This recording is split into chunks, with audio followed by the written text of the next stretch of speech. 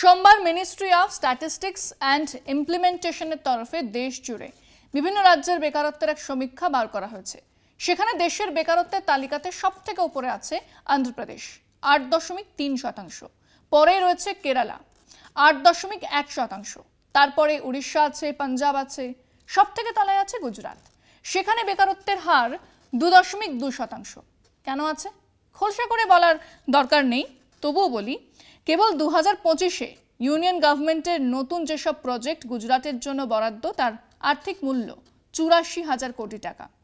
এবং ঘোষণা তো শেষ হয়ে যায়নি। এ তো আপাতত সবাই জানে যে দেশ চালাচ্ছে ৪ গুজরাটি, ২জন বেচছে ২জন কিনছে।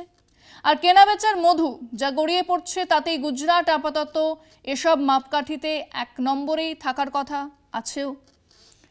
কিন্তু বাংলা, যার মনরেগার পয়সা সরকার দেয়নি, যার আবাস যোজনার টাকা বাকি পড়ে আছে, যার মাটি থেকে একের পর এক সরকারি দফতরগুলো সরিয়ে নিয়ে যাওয়া হচ্ছে অন্য রাজ্যে, যেখানে নতুন শিল্পের বরাদ্দ নেই বললেই চলে, সেখানকার হিসেব কি বলছে?